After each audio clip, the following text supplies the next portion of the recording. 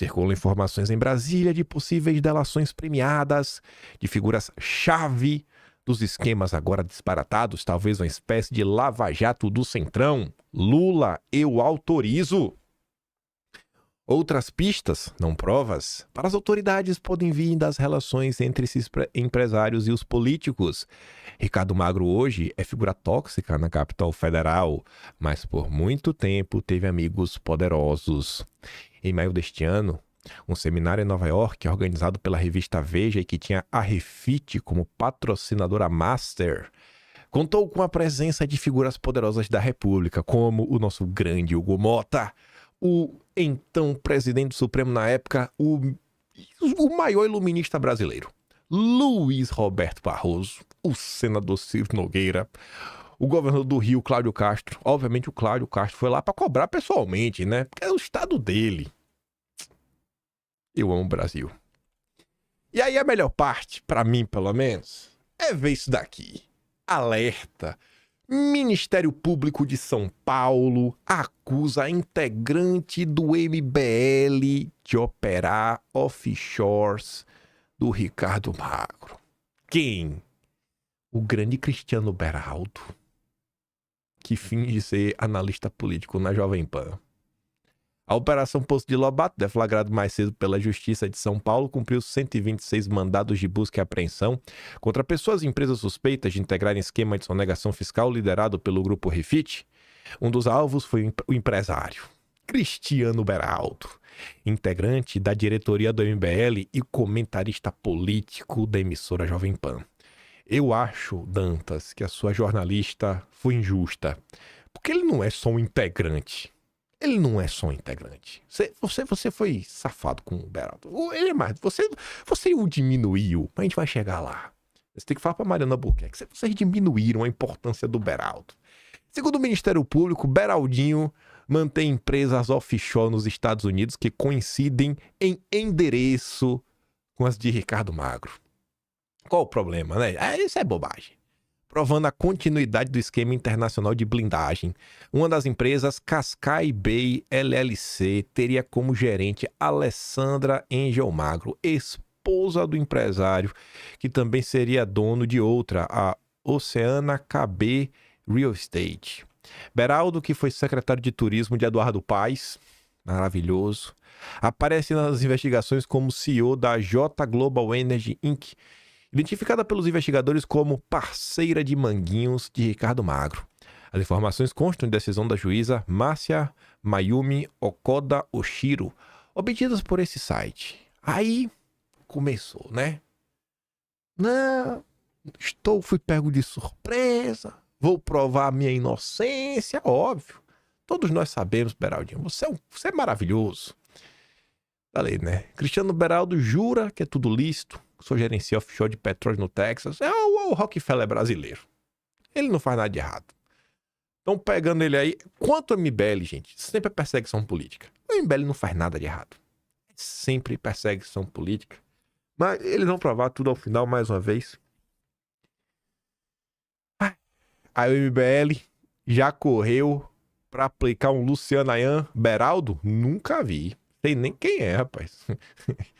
Não foi isso, né, nesse ponto. Mas tá ali, ó, o compliance do MBL tomou ciência na tarde desta quinta da inclusão do nosso amigo e colaborador Beraldo, que também é apresentador da TV na Jovem Pan, em investigação concernente à empresa em que ele presta serviços nos Estados Unidos. Beraldo se comprometeu prontamente a atender os desígnios da justiça e a colaborar com a investigação. Visando esclarecer todos os fatos, ato contínuo pediu desligamento do movimento para que possa se dedicar integralmente ao assunto. Nem não respigar no MBL, que o MBL não tem nada a ver com isso. Eita, rapaz. Chico Linguiça, né?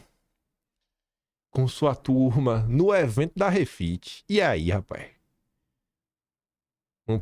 Para até apagar o tweet, né? O print aqui agora é eterno. E aí? E aí, Renanzinho? Rapaz. Como é que pode, hein?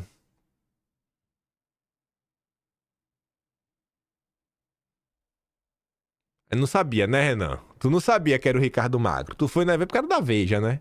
Não ia recusar, né? Ia estar com o Barroso, o Ciro Nogueira. Ah, rapaz.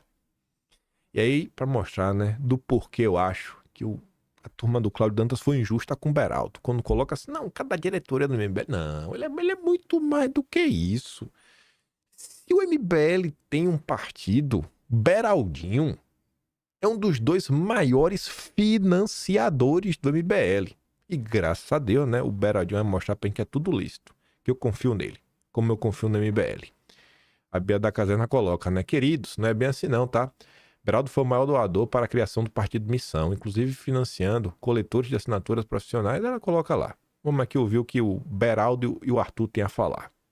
Esse tempo, cara, a gente tem gastado toda a nossa energia, todo o nosso dinheiro. Inclusive, vamos falar uma coisa aqui. Vocês estão na live com os 2 maiores doadores do Missão, você sabia? Eu e o Cristiano Beraldo somos os 2 maiores doadores do Missão. E o terceiro, e hoje é o mais importante, e eu preciso de você nisso. Se não for você, você tem que conhecer alguém que vai entrar. Eu preciso de coletores profissionais. Eu preciso de gente para trabalhar. Então você não vai doar, você vai trabalhar pela Missão e você vai ganhar dinheiro. Você vai ganhar grana. Tem cara fazendo 70 assinaturas por dia, Beraldo. 70, mano. Você tem um coletor, velho. Ele chegou a ganhar mais de 10 mil reais por mês. A gente teve que contratar um contador pra ele. Não é sério. O Lin. A gente falou que a gente precisa de um contador porque o cara tá ganhando dinheiro. Ele não sabe nem como pagar o imposto disso. Será que saiu barato esse partido do MBL? Mas foram muitas doações. Foram muitas doações pro MBL, rapaz. Parabéns, garotos. Vocês estão sempre no lugar certo, na hora certa, né? Ai, Brasil não cansa de me surpreender. Mas enfim, gente, vamos agora falar de assuntos ainda mais sérios, né? Que acho que interessam vocês muito mais. Ontem, o Carlos informou uma coisa que dá até tristeza de pensar, né? Acabo de receber a informação de que meu pai acaba de ter mais uma crise acentuada que já vinha se arrastando. Os médicos foram acionados nesta tarde do dia 27, diante da persistência de soluços e refluxos que começaram durante a noite e continuaram ao longo do dia. Ele não vai sobreviver frente a essa injustiça. O sistema está assassinando de forma rápida e brutal meu pai. O que fazer, meu Deus? E assim dia também. O Jair Renan também tinha comentado sobre isso. Uma pessoa que precisa de cuidados médicos sérios, tá todo mundo vendo, né? O nível de estresse eu acho que ajuda, né, nessa questão dessa crise, mas tá nem aí, né? O pessoal tá fazendo a festa. Aí, lidando com essa prisão injusta de Bolsonaro, nossa gloriosa Daniela Lima veio trazer bastidores, né? O Lula, como sempre, comemorando, deixando claro que seu lado político, né? Sua vitória política nessa situação. E ela fala que pegou mal essa fala do Lula aí junto ao judiciário. Agora, o presidente da República fazer o que faz, conhecendo o contexto de exploração política ou de uma politização do Supremo Tribunal Federal, acaba colocando mais lenha numa fogueira que, na verdade, não auxilia e vem queimando as togas do STF há bastante tempo, né? Luiz Inácio Lula da Silva acaba expondo integrantes do Supremo Tribunal Federal em vez de blindá-los, né? O Supremo vem há algum tempo tentando esclarecer publicamente, inclusive lá fora, né, dando entrevistas internacionais. O ministro Gilmar Mendes estava em Roma essa semana, não sei se ele voltou já, mas estava em Roma essa semana e fez uma longa explicação na Universidade de Roma sobre o processo de Bolsonaro, explicando como aconteceu, como foram colhidas as provas, quantos anos foram de investigação, como se chegou a esse resultado, né? Há um trabalho para apresentar para o mundo o que aconteceu aqui no Brasil juridicamente. Politicamente, não é o caso, porque o Supremo não é uma corte política, ou, na melhor das hipóteses, não deveria ser nem efetiva, nem tratado como tal, nem efetivamente, nem tratado como tal, como uma corte política. Então, o presidente atrapalha, não ajuda o esforço de comunicação que o Supremo tem feito para explicar, para desenhar a quem ainda não conseguiu entender como é que se chegou nesse resultado que sim, é um marco na história do Brasil, sem sombra de dúvidas. Exato. Pois é, né? Tá vendo assim que me mandaram?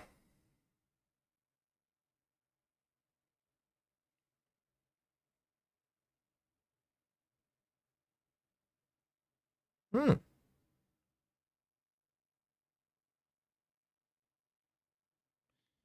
É, parece que vão avançar contra a turma do orçamento secreto. Mas vamos lá. Aí o Carlos também tinha comentado o seguinte: discutir sucessão presidencial enquanto os maiores absurdos políticos se acumulam contra o maior líder do país, enquanto heróis nacionais são presos de forma ilegal, é compactuar com a covardia e a tortura que esse regime impõe a milhares de brasileiros inocentes. É, na prática, aceitar que, em breve, a Coreia do Norte deixe de ser apenas uma irmã ideológica para se tornar o espelho oficial do Brasil. E tem muita gente nessa, né? Muito preocupada com 2026. Ainda tem gente que vai além, que a preocupação não é só em 2026, é com acabar com o bolsonarismo. Mas depois a gente fala dessa turma do acabar com o bolsonarismo. Começando a falar sobre 2026, o nosso grande cadeirudo estava em mais um evento de banqueiro. Tá aí um homem que gosta de banco, viu? Talvez mais do que o Ciro Nogueira. Acho que o pessoal está muito ansioso. A gente tem tempo. As peças estão sendo montadas. Diz Tarcísio sobre a eventual candidatura do campo da direita para 2026. Não tenham ansiedade. Negar que ele é candidato, ele não quer, né? Toda vez que ele chega na frente de um banqueiro, e aí vai, não, vamos ter paciência, vamos ter paciência.